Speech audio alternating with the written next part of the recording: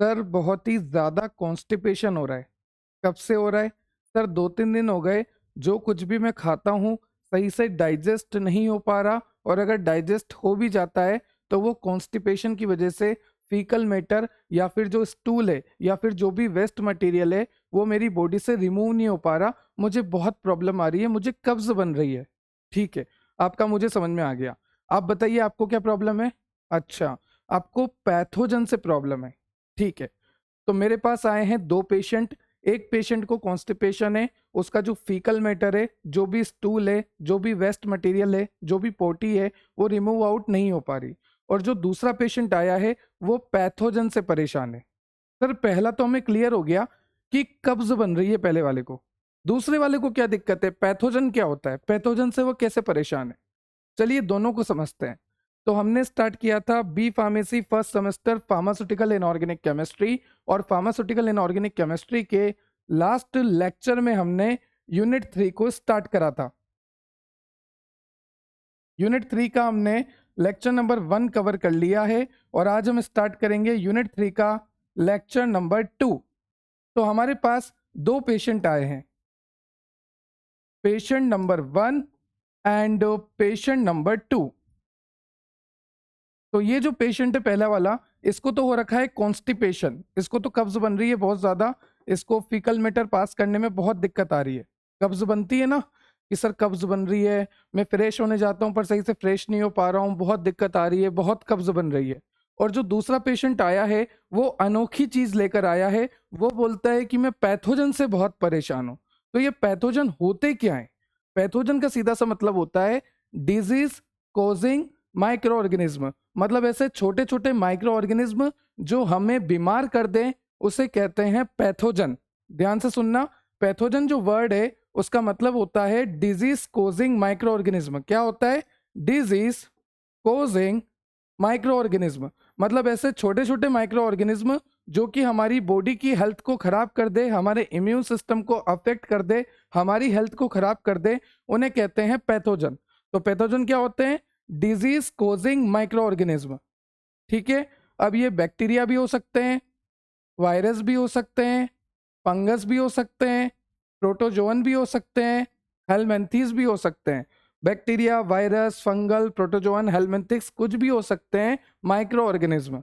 तो पहला पेशेंट तो कॉन्स्टिपेशन की प्रॉब्लम लेकर आया है, और जो दूसरा पेशेंट आया है वो क्या बोल रहा है कि मैं पैथोजन से परेशान हूँ। पैथोजन का मतलब होता है डिजीज कोजिंग माइक्रो ऑर्गेनिज्म, चाहे बैक्टीरिया हो, चाहे वायरस हो, चाहे फंगस हो, चाहे आपका प्रोटोजोअन हो, चाहे आपका हेलमिंथेस हो, ये सारे क्या हैं? माइक्रो ऑर्गेनिज्म हैं, और ये सारे अलग अलग बीमारी करते हैं। जैसे अगर मैं आपको बताऊं कि प्रोटोजोआ से क्या होता है? मलेरिया होता है। ठीक है, बैक्टीरिया से क्या होता है? टाइफाइड होता है।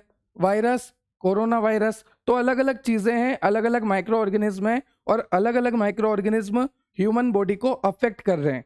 पर इनमें एक बात कॉमन है कि जो भी माइक्रो ऑर्गेनिज्म, ध्यान से सुनना, जो भी माइक्रो ऑर्गेनिज्म ह्यूमन बॉडी को अफेक्ट करता है, ह्यूमन बॉडी के फंक्शन को अल्टर करता है, ह्यूमन बॉडी के इम्यून सिस्टम को डाउन करता है, उस माइक्रो ऑर्गेनिज्म को कहते हैं पैथोजन। पैथोजन का मतलब ही यही होता है डिजीज कोजिंग माइक्रो ऑर्गेनिज्म। ठीक है, चलिए सर ठीक है, हमें समझ में आ गया कि आपके पास 2 पेशेंट आए हैं। एक पेशेंट जो है कॉन्स्टिपेशन की समस्या लेकर आया है, और दूसरा पेशेंट जो आया है वो पैथोजन की समस्या लेकर आया है। तो अभी मैं आपको क्या करने वाला हूं, सबसे पहले इस लेक्चर में मैं आपको कैथार्टिक समझाने वाला हूं, जो कि कॉन्स्टिपेशन में दिया जाता है। कभी भी किसी पेशेंट को अगर कॉन्स्टिपेशन का प्रॉब्लम है, कब्ज बन रही है, स्टूल सही से पास आउट नहीं हो पा रहा, पोटी सही से नहीं आ पा रही, तो उस कंडीशन में कैथार्टिक दिया जाता है। ठीक है, तो जाइए, जाकर एक लेक्चर देख के आइए, और वो लेक्चर आपको बहुत काम आएगा। लेक्चर को ध्यान से सुनना, समझना। पूरा कैथार्टिक क्लियर किया है मैंने एकदम डिटेल में। और यही नहीं, हमने ये भी देखा है कि कॉन्स्टिपेशन होता क्यों है, कॉन्स्टिपेशन को रोक कैसे सकते हैं, और कॉन्स्टिपेशन को रोकने के लिए जो दवाइयां आती है उनका क्लासिफिकेशन क्या है। तो बहुत ही डिटेल स्टडी है कैथार्टिक्स की, कॉन्स्टिपेशन की। तो जाइए, जाकर लेक्चर देखकर आइए। तो देखो, कॉन्स्टिपेशन और डायरिया में फर्क क्या है? एक तरफ है कॉन्स्टिपेशन, एक तरफ है डायरिया।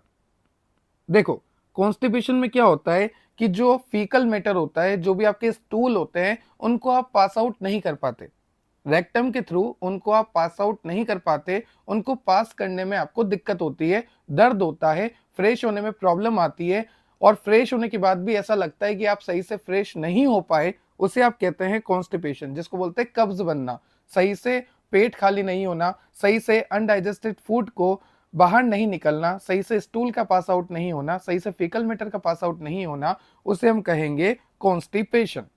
और वहीं अगर मैं डायरिया की बात करूं तो डायरिया में क्या आता है, वाटरी स्टूल आता है, मतलब जो भी फीकल मैटर पास हो रहा है वो बहुत फ्रिक्वेंट होगा, इसको बोलते हैं दस्त लगना, तो आपको यहाँ पर बार बार वॉशरूम जाना पड़ेगा। तो एक कंडीशन तो ऐसी है जहां पर वॉशरूम जाने पर भी आपको प्रॉब्लम हो रही है, आप सही से आपका जो लार्ज इंटेस्टाइन का ट्रैक्ट है, जो आपका रेक्टम है, वो खाली नहीं कर पा रहे, ठीक है। बट एक कंडीशन ऐसी है जहां बार बार आपको वॉशरूम जाना पड़ रहा है और यहाँ पर जो है दस्त लग जाती है, डायरिया का मतलब हो गया दस्त लगना, ठीक है। तो दो कंडीशन है आपके पास, एक है कॉन्स्टिपेशन, एक है डायरिया। कॉन्स्टिपेशन में फीकल मैटर को रिमूव करने में काफी प्रॉब्लम आती है, काफी पेनफुल होता है, फ्रेश होने के बाद भी ऐसा लगता है कि आप फ्रेश सही से नहीं हो पाए हैं। और डायरिया में होता है बार बार वॉशरूम जाना, दिन में 3-3 बार, 4-4 बार, 5-5 बार वॉशरूम जाना, उसे हम कहते हैं डायरिया, जहां पर watery stool, watery faecal matter release होता है। तो चलिए समझते हैं कि कॉन्स्टिपेशन में ऐसा क्या है जो फीकल मैटर रिलीज ही नहीं हो पा रहा, और डायरिया में ऐसा क्या है कि फीकल मैटर रिलीज हो रहा है, वो भी 3-3 बार, वो भी फ्रिक्वेंटली, और वो भी वाटरी, मतलब कि एकदम लिक्विफाई।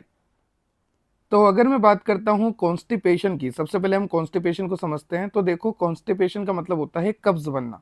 जैसे मान लीजिए मैं यहाँ पर खड़ा हूं और मैं आपको मेरी लार्ज इंटेस्टाइन दिखाता हूँ, ये है मेरी लार्ज इंटेस्टाइन, ठीक है, जहां पर मेरा अनडाइजेस्टेड फूड रखा हुआ है। अब ये अनडाइजेस्टेड फूड जो है फाइनली रेक्टम के थ्रू बाहर आ जाएगा, ये फीकल मैटर जो है बाहर आ जाना चाहिए रेक्टम के थ्रू, दिस इज रेक्टम, ठीक है। अब अगर ये लिक्विफाई होगा, थोड़ा बहुत यहाँ पर लिक्विड होगा, तो ये आसानी से निकल जाएगा, फीकल मैटर जो है पास हो जाएगा। पर अगर आपको कॉन्स्टिपेशन का प्रॉब्लम है, तो कॉन्स्टिपेशन की प्रॉब्लम में क्या होता है कि ये जो फीकल मैटर है ना, इस फीकल मैटर को अगर मैं जूम करूं तो इस फीकल मैटर के अंदर मॉइस्चर बिल्कुल भी नहीं है, वाटर बिल्कुल भी नहीं है, और वाटर की कमी होने से ये जो आपका फीकल मैटर है ये हार्ड हो चुका है, ठीक है। अगर ये हार्ड हो चुका है तो इसको यहां से पास आउट होने में प्रॉब्लम होगी, ऑब्वियसली अगर ये हार्ड है, इसमें वाटर कम है, इसमें मॉइस्चर कम है, तो इसको पास आउट होने में प्रॉब्लम होगी। हो सकता है ये सही से पास आउट ना हो सकता है ये पूरा पास आउट ना हो। और पाइल्स वाले पेशेंट को तो बहुत ज़्यादा दिक्कत रहती है, क्योंकि पाइल्स वाले पेशेंट में वैसे ही रेक्टम पे जो लेयर्स होती है वहाँ पर वैसे ही इन्फ्लामेशन रहता है। अगर उस कंडीशन में ये हार्ड स्टूल वहाँ से पास करेंगे तो रेक्टम की लेयर जो है फट सकती है, जिससे ब्लीडिंग भी हो सकती है।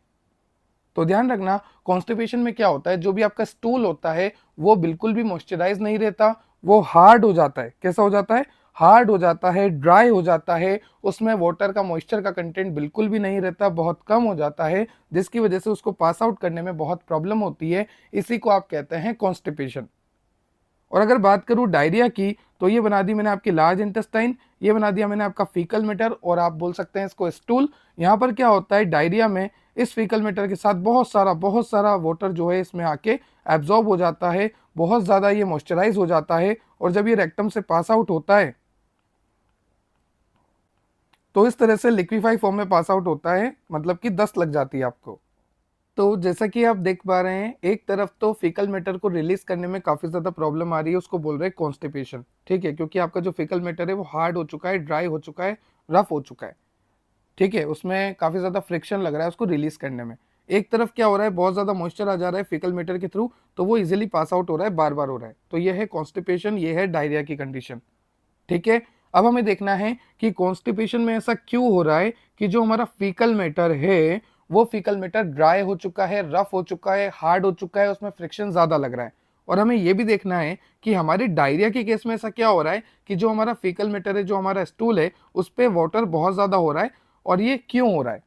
जब हम इसका कारण पता करेंगे तो हम देंगे ड्रग्स, और वो ड्रग्स इसको किस तरह से सही करेगी वो हम देखेंगे। तो चलिए सबसे पहले देखते हैं कि ये जो स्टूल है, ये जो हार्ड हो रहा है, रफ हो रहा है, इसमें जो फ्रिक्शन लग रहा है, इसको पास करने में जो प्रॉब्लम आ रही है वो हो क्यों रहा है, फिर डायरिया को समझेंगे। तो चलिए सबसे पहले कॉन्स्टिपेशन को समझते हैं। देखो सीधी सी बात है, कॉन्स्टिपेशन में क्या हो रहा है, स्टूल जो है हार्ड हो रहा है, इतना तो आपको पता लग गया। ये आपकी लार्ज इंटेस्टाइन बना देता हूँ मैं, और ये आपका स्टूल दिखा देता हूँ, और ये स्टूल को मैं हार्ड, ड्राई, इसमें ज़्यादा फ्रिक्शन हो रही है, ये सब मैंने लिख दिया। ठीक है, अब क्यों हो रही है, क्योंकि यहाँ पर कहीं ना कहीं पानी की कमी है। आपको पता है कि इसके अंदर मॉइस्चर बिल्कुल भी नहीं है, इसके अंदर वाटर बिल्कुल भी नहीं है, वाटर इसके अंदर बिल्कुल भी नहीं है, जिसकी वजह से ये हार्ड है, ड्राई है, ये टफ टू पास आउट है। ठीक है, तो हम यहाँ पर क्या करेंगे, वाटर का कंटेंट बढ़ाएंगे। हमें यहाँ पर हमारे इंटेस्टाइन में, हमारे इंटेस्टाइन के पार्ट्स में, कोलोन के पार्ट में हमें वाटर का कंटेंट बढ़ाना होगा, क्योंकि जब वाटर ज़्यादा होगा तभी तो ये फीकल मैटर मॉइस्चराइज होगा, और ये फीकल मैटर जब मॉइस्चराइज होगा, इसमें जब वाटर का कंटेंट आएगा, तब ये हार्ड नहीं रहेगा, ड्राई नहीं रहेगा, ये वेट हो जाएगा, मॉइस्चराइज हो जाएगा, और ये इजिली पास आउट हो जाएगा। तो हमने ये देखा कि कैसे ना कैसे हमें हमारे कोलोन के अंदर वाटर का कंटेंट बढ़ाना है। तो ये जो वाटर हमारी बॉडी में रीएब्जॉर्ब हो जाता है, जैसे मान लीजिए यहाँ पे वाटर का कंटेंट था पर वो हमारी बॉडी में रीएब्जॉर्ब हो जाता है, तो उस वाटर के रीएब्जॉर्प्शन को रोकना है, क्योंकि हमारी बॉडी को वाटर की इतनी नीड नहीं है, वहां पर फीकल मैटर में इतनी नीड है, क्योंकि फीकल मैटर पास आउट ही नहीं हो पा रहा, वो ड्राई हो चुका है, वो हार्ड हो चुका है, उसको पास आउट करने में प्रॉब्लम आ रही है। तो जो वाटर का रीएब्जॉर्प्शन हमारे ल्यूमेन में वापस होता है, उस रीएब्जॉर्प्शन को रोकना है, और जब ये रीएब्जॉर्प्शन आप रोक दोगे तो वाटर यहाँ पर आ जाएगा। ठीक है, जब यहाँ पर वाटर आ जाएगा तो वो वाटर इसमें चला जाएगा और ये जो है वेट हो जाएगा। एक और काम आप कर सकते हो, जैसे मान लीजिए आपकी इंटेस्टाइन है और यहाँ पर आपका फीकल मैटर है।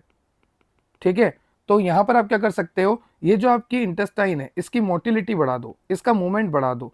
तो इसकी मोटिलिटी बढ़ने से क्या होगा कि ये जो फीकल मैटर बड़ी प्रॉब्लम में पास आउट हो रहा था, अभी जल्दी जल्दी पास आउट होगा, क्योंकि मोटिलिटी बढ़ चुकी है। इसमें जो कॉन्ट्रेक्शन रिलैक्सेशन होता है ना, आपको पता है ना कि कॉन्ट्रेक्शन रिलैक्सेशन इसमें होता है, आपके इंटेस्टाइन में होता है, आपके इसोफेगस में होता है, जिसकी वजह से फूड नीचे आता है, इंटेस्टाइन में होता है जिसकी वजह से फूड आगे बढ़ता है। तो जब आप ये कॉन्ट्रेक्सेशन रिलैक्सेशन बढ़ा दोगे, मीन टू से जब आप ये मोटिलिटी बढ़ा दोगे, जब इसके आप मूवमेंट बढ़ा दोगे, तो ये जो फीकल मैटर है ये आसानी से पास आउट हो जाएगा। तो सबसे पहले तो आप क्या कर सकते हैं, यहाँ पर मॉइस्चर राइस कर सकते हैं, इसको, इसमें मॉइस्चर का कंटेंट बढ़ा सकते हैं, इसमें वाटर का कंटेंट बढ़ा सकते हैं, और दूसरा आप इसकी मोटिलिटी बढ़ा सकते हैं। जब आप इसकी मोटिलिटी बढ़ाएंगे तो ये faecal matter easily pass out हो जाएगा। ठीक है, और वाटर का कंटेंट कैसे बढ़ाएंगे, ये जो रीअब्जॉर्प्शन हो रहा है इसको रोक के। साथ ही साथ इंटेस्टाइन में होता है इंटेस्टाइनल म्यूकोसा, इस म्यूकोसा का सिक्रीशन बढ़ा के। तो ये कुछ कंडीशन है जो कि आपको फॉलो करनी है ताकि आप कॉन्स्टिपेशन से राहत पा सको। ठीक है सर, हमें यहाँ तक क्लियर हो गया कि कॉन्स्टिपेशन में हमें क्या क्या तरीका करना है। डायरिया में जस्ट इसका उल्टा करेंगे, क्योंकि डायरिया में पहले से वाटर है, तो इसका जस्ट उल्टा करेंगे हम वहां पर। ठीक है, देखो कॉन्स्टिपेशन एक डिजीज नहीं है, पहले मैं आपको बता दूं ये कोई डिजीज नहीं है, सिर्फ सिम्टम है। यहाँ पर सिर्फ स्टूल को आप पास आउट नहीं कर पा रहे, इतना सा प्रॉब्लम आ रही है आपको। ठीक है, ये स्टूल है आपका, पर इस स्टूल को आप पास आउट नहीं कर पा रहे, तो आपको क्या कराना है कि वाटर का कंटेंट यहाँ पे बढ़ाना है, ताकि इस स्टूल में जो है वाटर वाटर वाटर वाटर आ जाए, तो ये मॉइस्चराइज हो जाए। दूसरा, इस कोलोन की मूवमेंट बढ़ाना है, इस जीआई ट्रैक्ट की मूवमेंट बढ़ानी है, इस इंटेस्टाइनल पार्ट की मूवमेंट बनानी है, जिसकी वजह से ये जो आपका फीकल मैटर है आगे की तरफ बढ़े। ठीक है, अब यहाँ पर क्या होता है, जैसे मान लीजिए आपकी इंटेस्टाइन है, ये आपका कोलोन वाला पार्ट है, और यहाँ पर आपका फीकल मैटर रखा हुआ है। अब फीकल मैटर में वाटर नहीं होता, कॉन्स्टिपेशन में आपको पता है कि बिल्कुल भी वाटर नहीं होता, बिल्कुल भी मॉइस्चर नहीं होता, फीकल मैटर ड्राई होता है, हार्ड होता है। तो ऐसा क्यों होता है कि जो कोलोन है ना, ये जो कोलोन वाला पार्ट है आपका, ये जो कोलोन वाला पार्ट चल रहा है आपका, ये पूरा, ये कोलोन क्या करता है, यहाँ से वाटर को एब्जॉर्ब करने लग जाता है। कुछ वाटर तो ल्यूमेन में चले जाएगा, कुछ वाटर कोलोन ले लेगा, तो यहाँ पर कुछ बचेगा क्या, नहीं बचेगा। तो हमें ल्यूमेन में भी नहीं जाने देना, हमें कोलोन को भी एब्जॉर्ब नहीं करने देना। कोलोन को बोलेंगे भैया आप कम एब्जॉर्ब करो, क्योंकि आप एब्जॉर्ब कर लोगे तो हम हमारे फीकल मैटर को मॉइस्चराइज कैसे करेंगे, उसको पास आउट कैसे करेंगे, हमें तो उसको पास आउट करना है ना। तो यहाँ पर लिखा है कि कॉन्स्टिपेशन में क्या होता है कि कोलोन जो है वाटर को एब्जॉर्ब कर लेता है, बहुत ज्यादा वाटर कोलोन एब्जॉर्ब कर लेता है, जिसकी वजह से फीकल मैटर के पास बिल्कुल भी वाटर, बिल्कुल भी मॉइस्चर नहीं रह पाता, जिसकी वजह से वो ड्राई और हार्ड हो जाता है। और यहाँ पर अगर ये कॉन्ट्रैक्शन रिलैक्सेशन, मतलब इसकी मोटिलिटी भी कम हो जाए, तो भी कॉन्स्टिपेशन होती है। तो आपको मोटिलिटी को बढ़ाना है, वाटर के कंटेंट को बढ़ाना है, दैट्स इट। ठीक है, अब देखो क्या क्या कारण होते हैं कॉन्स्टिपेशन के, हमें ये तो क्लियर हो गया कॉन्स्टिपेशन क्या होता है, कॉन्स्टिपेशन में क्या होता है, क्यों होता है। अब देखो क्या क्या कारण है। सबसे पहला कारण है कॉन्स्टिपेशन का लेस फाइब्रस डाइट। अगर आपकी डाइट में फाइबर की कमी है तो कॉन्स्टिपेशन होना बहुत ही आम बात है। तो ध्यान रखें, जब भी आप अपनी डाइट को फॉलो करें वहाँ पर फाइबर का इंटेक ज़्यादा रखें, क्योंकि फाइबर के इंटेक से आपका जो स्टूल है वो मॉइस्चराइज रहेगा, जिसकी वजह से आपको कॉन्स्टिपेशन के चांसेस नहीं रहेंगे। तो अगर आपको कारण जानने हैं तो कॉन्स्टिपेशन का एक कारण यह भी है कि अगर आपने फाइबरस डाइट कम ली है तो कॉन्स्टिपेशन होने के चांसेस बढ़ जाते हैं। दूसरा, डिहाइड्रेशन, पानी की कमी से। देखो सीधी सी बात है, जल ही जीवन है। अब वो कोलोन में से फीकल मैटर को रिमूव आउट होना है, स्टूल को रिमूव आउट होना है, तो रिमूव आउट होने के लिए उसको भी पानी चाहिए।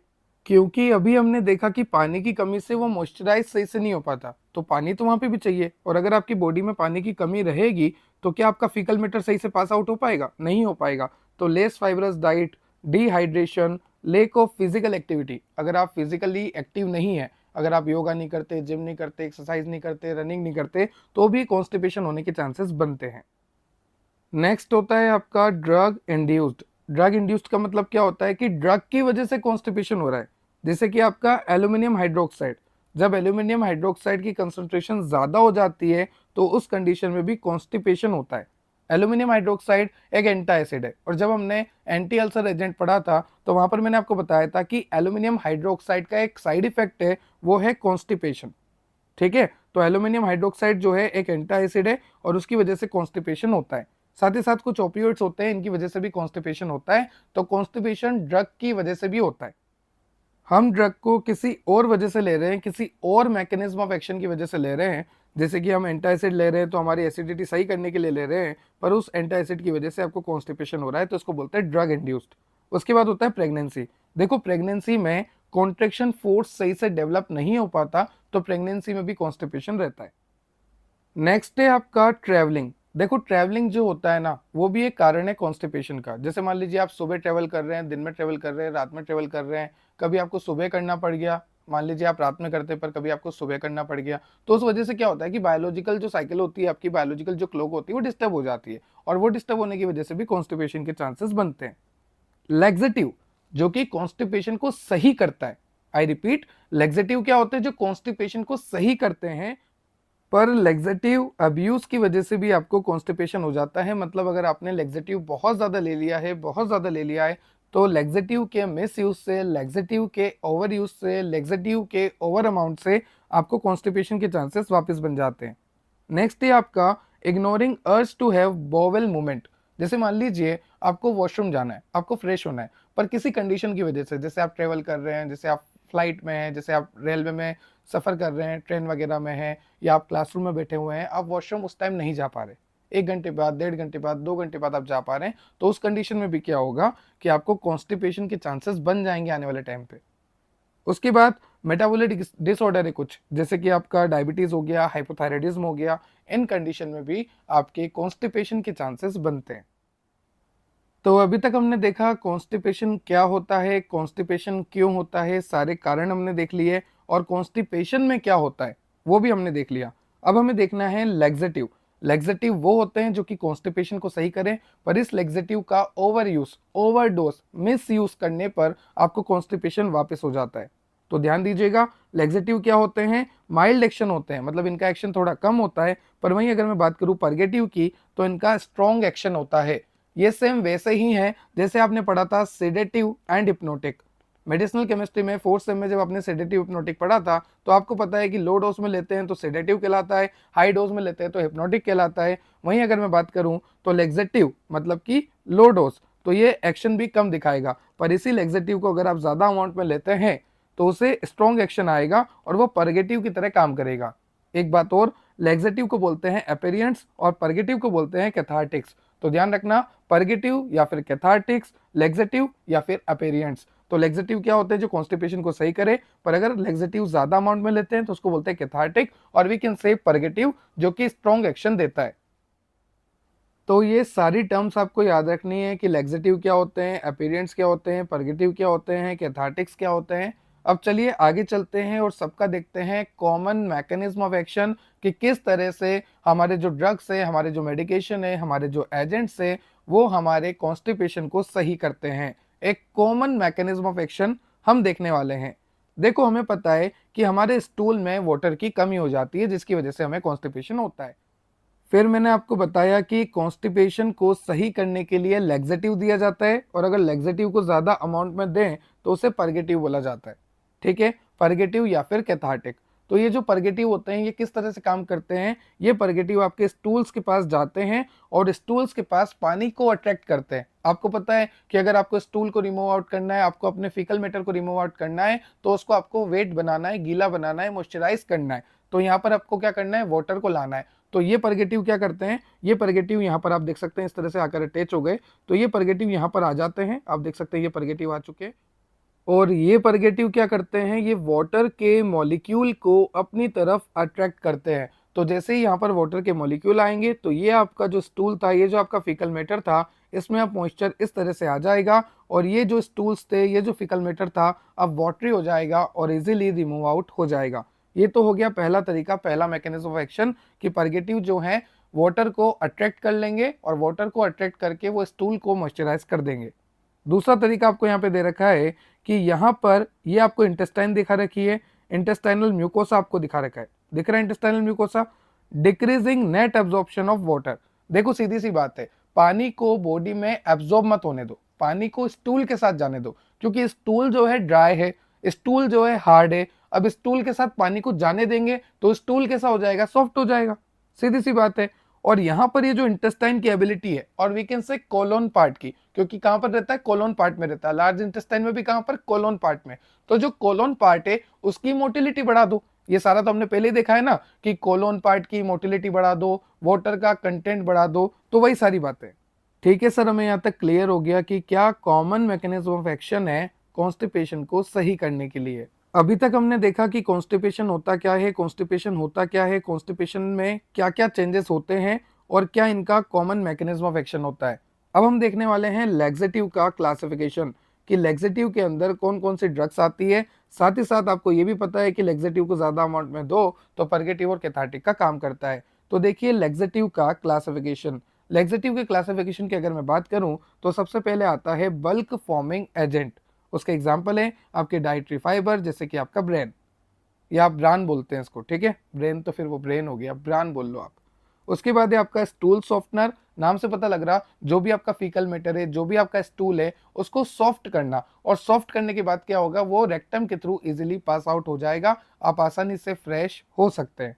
उसके बाद होता है ऑस्मोटिव परगेटिव।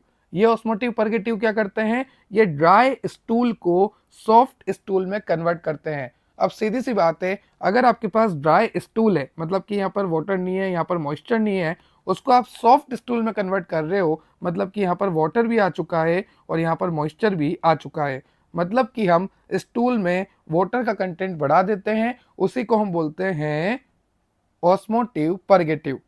ठीक है, तो सबसे पहले बल्क फॉर्मिंग एजेंट है, इसको भी मैं आपको बताऊंगा डिटेल में कि बल्क फॉर्मिंग एजेंट किस तरह से काम करते हैं। फिर आपका स्टूल सॉफ्टनर है, जो कि फ्रैक्शन को रिड्यूस कर देता है, स्टूल को सॉफ्ट कर देता है और इजीली रेक्टम से पास आउट करा देता है। फिर आपका ऑस्मोटिक परगेटिव है, जो कि स्टूल में वाटर का कंटेंट, मॉइस्चर का कंटेंट बढ़ा देता है, स्टूल को सॉफ्ट कर देता है और इजीली उसको रिमूव आउट करवा देता है। उसके बाद आपको दे रखा है स्टिमुलेंट परगेटिव। नाम से पता लग रहा है परगेटिव है मतलब कि लैक्सेटिव का ज्यादा अमाउंट है, और उसके बाद स्टिमुलेंट है मतलब कि आपके कोलोन पार्ट को, आपके लार्ज इंटेस्टाइनल वाले पार्ट को स्टिमुलेट करेगा, फैसिलेट करेगा, ताकि वो आपके फीकल मैटर को, स्टूल को इजीली पास आउट करवा दें। ठीक है, ये जो इंटेस्टाइनल पार्ट है आपका, ये जो आपका कोलोन है, इसको स्टिमुलेट करेगा ताकि मूवमेंट की एक्टिविटी बढ़ेगी, प्रोपल्सिव एक्टिविटी बढ़ेगी। प्रोपल्सिव का मतलब होता है कि जो फीकल मैटर है उसको रेक्टम के थ्रू बाहर निकालने वाली एक्टिविटी बढ़ेगी।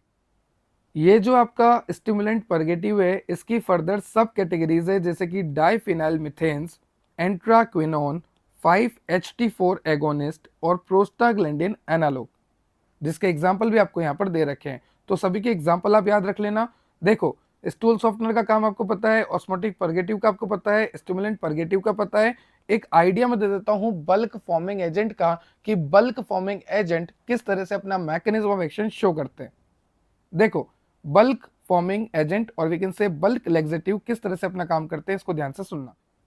जैसे मान लीजिए मैं यहाँ पर खड़ा हूँ और मुझे कॉन्स्टिपेशन का काफ़ी ज़्यादा प्रॉब्लम है, तो आपने मुझे क्या दिया, बल्क फॉर्मिंग एजेंट दिया, बल्क लैक्सेटिव दिया। जब मैंने इसे लिया तो ये मेरे स्टमक के थ्रू होते हुए इंटेस्टाइन में गया, और इंटेस्टाइन में इसने क्या करा, वाटर को एब्जॉर्ब किया, अपनी साइज बढ़ाई।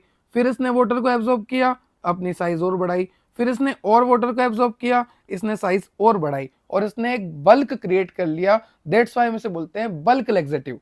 जब हम इसे देते हैं इंटेस्टाइन में ये जाता है, वाटर को एब्जॉर्ब करता है, मॉइस्चर को एब्जॉर्ब करता है, अपनी साइज बढ़ाता है, फिर एब्जॉर्ब करता है, फिर बढ़ाता है, फिर एब्जॉर्ब करता है, फर्दर फिर बढ़ाता है और एक बल्क फॉर्म कर लेता है। ये बल्क क्या करता है, इस बल्क के पास बहुत सारा मॉइस्चर है, यहाँ पर आपके पास इसके पास बहुत सारा मॉइस्चर है, तो ये जितना भी मॉइस्चर है इस बल्क के पास वो ट्रांसफर कर देता है आपके फीकल मैटर में, और यही तो हमें चाहिए था। तो इस तरह से बल्क फॉर्मिंग एजेंट काम करते हैं। वो आते हैं इंटेस्टाइन से वाटर को, मॉइस्चर को एब्जॉर्ब करते हुए करते हुए करते हुए आगे बढ़ते हैं, एक बल्क फॉर्म क्रिएट करते हैं और आपके स्टूल के पास जाते हैं, उसको मॉइस्चराइज करते हैं, साथ ही साथ उसको आगे फर्दर प्रेशर लगा के बाहर निकालने का भी काम करते हैं। मान लीजिए ये आगे आया, इसने इस पे प्रेशर लगाया तो ये आसानी से निकल जाएगा। तो यहाँ पे लिखा है मैंने कि एक तो प्रेशर अप्लाई करते हैं, दूसरा स्टूल में वाटर को ट्रांसफर करते हैं। ये दो तरीके हैं जिससे आपका बल्क फॉर्मिंग एजेंट और we can say bulk laxative काम करता है। और ये जो बल्क फॉर्मिंग एजेंट है, ये जो बल्क लैक्सेटिव है, ये हाइड्रोफिलिक कोलॉइड है।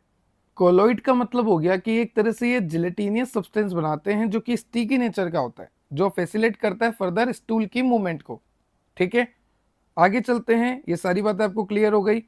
यहाँ पर यही सब लिखा है। जैसे अगर मैं एग्जांपल दूं ब्रेन का, तो ये जो ब्रान होता है ये किस तरह से काम करता है, वाटर को एब्जॉर्ब करता है, वही आपका बल्क वाला बल्क लैक्सेटिव वाटर को एब्जॉर्ब करेगा, स्वेल होगा और वाटर कंटेंट को फीसेस में बढ़ाएगा। फर्दर जब ये आपका बल्क लैक्सेटिव बढ़ेगा और बढ़ेगा और बढ़ेगा तो ये कहाँ जाएगा, ये जाएगा आपके स्टूल्स के पास और उसको मॉइस्चर देगा, सारा मॉइस्चर उसको दे देगा और उसको प्रेशर से बाहर निकालने की कोशिश करेगा।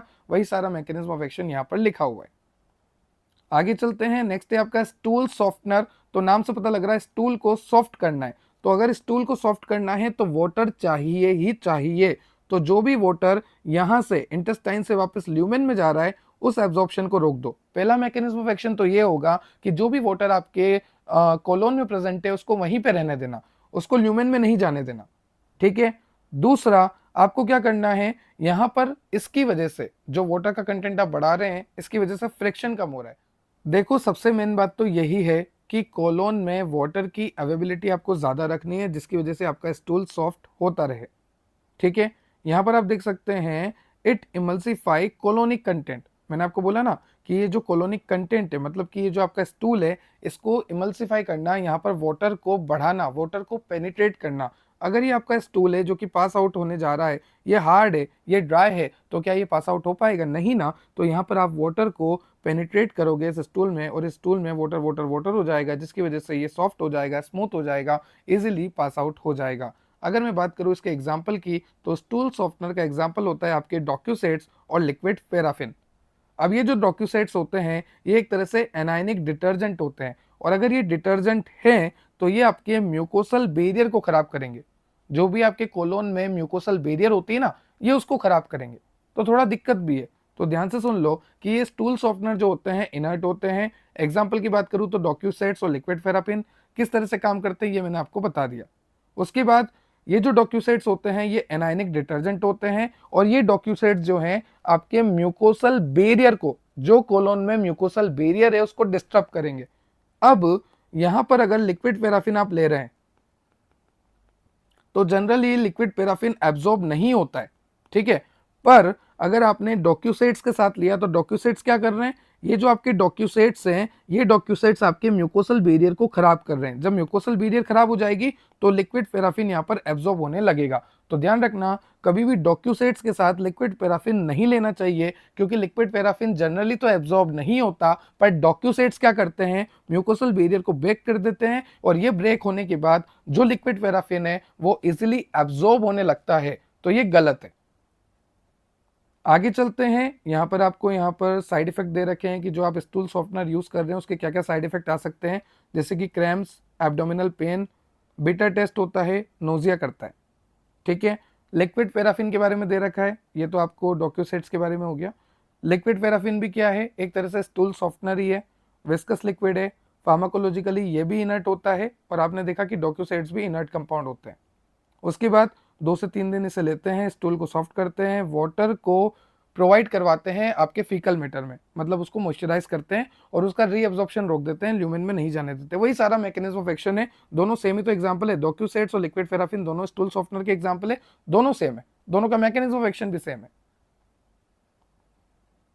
उसके बाद है आपका स्टिमुलेंट परगेटिव। नाम से पता लग रहा है जो आपके इंटेस्टाइन का मूवमेंट है, जो आपकी कोलोन का मूवमेंट है, उसको बढ़ा देना, क्योंकि जब आप इस मूवमेंट को बढ़ाओगे तो स्टूल जो है फटाफट फटाफट फटाफट फटाफट आगे जाएगा। देखो वाटर को तो बढ़ाना जरूरी है, वाटर बढ़ाओगे तो ये मॉइस्चराइज होगा, और जब आप इस इंटेस्टाइन की मूवमेंट और कोलोन की मूवमेंट बढ़ाओगे तो ये फटाफट फटाफट फटाफट फटाफट आगे जाएगा। अब ये जो स्टिमुलेंट परगेटिव है ये काम कैसे करते हैं, ये आपके माइंट्रिक प्लेक्सस न्यूरॉन पे काम करते हैं। किस पे काम करते हैं, माइंट्रिक प्लेक्सस न्यूरॉन, जो कि आपके वहीं जीआईटी में होता है, प्लेक्सस न्यूरॉन। ठीक है, जब इस माइंट्रिक प्लेक्सस न्यूरॉन पे ये अपना एक्शन शो करेंगे तो ये मोटिलिटी बढ़ा देंगे जीआई ट्रैक्ट की, और we can say colon part की। साथ ही साथ ये सोडियम पोटेशियम एटीपेस पंप को इनहिबिट करते हैं। देखो लिख लो किस किस को क्या क्या करते हैं, सोडियम पोटेशियम एटीपेस पंप, मतलब एटीपी से चलने वाला सोडियम पोटेशियम पंप को बंद कर देंगे। साथ ही साथ बेसोलेटरल मेम्ब्रेन, ये भी विलाई में होती है बेसोलेटरल मेम्ब्रेन, इस बेसोलेटरल मेम्ब्रेन को इनहिबिट कर देंगे। ठीक है, तो सोडियम पोटेशियम एटीपेस पंप को इनहिबिट कर देंगे, बेसोलेटरल मेम्ब्रेन को इनहिबिट कर देंगे, और माइंट्रिक प्लेक्सस न्यूरॉन को स्टिमुलेट करेंगे ताकि कोलोन की मोटिलिटी बढ़े। 3 काम समझ में आ गया, और भी 2 काम है। ये जो है आपके कैम्प के सिक्रीशन को बढ़ाएंगे और प्रोस्टाग्लैंडिन के लेवल को बढ़ाएंगे। तो ये सारे मैकेनिज्म ऑफ एक्शन आपको याद रखने हैं। कैम्प के सिक्रीशन को बढ़ाते हैं, प्रोस्टाग्लैंडिन के लेवल को बढ़ाते हैं, माइंट्रिक प्लेक्सस न्यूरॉन को स्टिमुलेट करते हैं ताकि कोलोन का मूवमेंट जल्दी जल्दी हो, सोडियम पोटेशियम एटीपेस पंप और बेसोलेटरल मेम्ब्रेन को इनहिबिट करते हैं। ठीक है, इसके कुछ साइड इफेक्ट लिखे हुए हैं, जो भी आपका स्टिमुलेंट परगेटिव है, अगर आप इसको ज़्यादा ले लेते हैं या आप इसको लेते हैं तो क्या क्या साइड इफेक्ट हैं, जैसे कि फ्लूइड एंड इलेक्ट्रोलाइट इम्बैलेंस हो सकता है, हाइपोकेलेमिया मतलब पोटेशियम की कमी हो सकती है, के किसका साइन है आपके पोटेशियम का। उसके बाद कोलोनिक एटोनी हो सकती है, मतलब आपका जो कोलोन है उसकी जो स्ट्रेंथ है वो अफेक्ट हो जाती है, और ये आपको प्रेगनेंसी में नहीं लेना है। ध्यान रखना, प्रेगनेंसी में कोई भी ड्रग बिना डॉक्टर के कंसल्टेशन के नहीं लेनी है, जिसमें स्टिमुलेंट परगेटिव भी शामिल है। तो इसी तरह से सारे मैकेनिज्म ऑफ एक्शन आपको यहाँ पे बता रखे हैं, सारे मैंने आपको टेबल में ही समझा दिए हैं। आ गए लेक्चर देखकर, पता लगा कॉन्स्टिपेशन क्या होता है, कैसे सही होता है। अब यहाँ पर आपको कुछ कंपाउंड्स दे रखे हैं, जैसे कि मैग्नीशियम सल्फेट हो गया आपका, सोडियम ऑर्थोफॉस्फेट हो गया, केओलिन हो गया, बेंटोनाइट हो गया। तो अभी तक हम इनऑर्गेनिक केमिस्ट्री में देखते आए हैं कि जो भी कंपाउंड है उसका melting point, boiling point, solubility, density, physical property, chemical property, method of preparation, uses, synonym, chemical formula, ये सब हमें देखना होता है ना। तो इन सब का जो भी आपको केमिकल प्रॉपर्टी है, फिजिकल प्रॉपर्टी है, यूजेस है, स्टोरेज है, डेंसिटी वगैरह है, जो कुछ भी है, मेल्टिंग पॉइंट, बॉइलिंग पॉइंट, वो सब मैंने यहाँ पर आपको दे रखा है, देख लीजिए। जैसे कि बात करें कैथार्टिक्स, तो ये तो अच्छे से समझ ही लिया आपने, देखो बेचारे को प्रॉब्लम हो रही थी, है ना। क्लियर है ये टॉपिक तो आपका। अभी देखो ये मैग्नीशियम सल्फेट है, तो इसके लिए भी सेम दे रखा है, molecular formula, molecular weight, synonym, melting point, boiling point. फिर आगे आएंगे तो नेक्स्ट आपको दे रखा है इसका मेथड ऑफ प्रिपरेशन, कैसे आपका ये बन रहा है मैग्नीशियम सल्फेट। उसके बाद आपको बता रखा है फिजिकल एंड केमिकल प्रॉपर्टी, कि इसकी अपीयरेंस क्या है, सॉल्युबिलिटी क्या है, इसका ऑर्डर क्या है, इसकी डेंसिटी क्या है, क्या ये हाइग्रोस्कोपिक नेचर का है, मतलब क्या ये मॉइस्चर को एब्जॉर्ब करता है, इसकी पीएच क्या है, उसके बाद इसके यूजेस।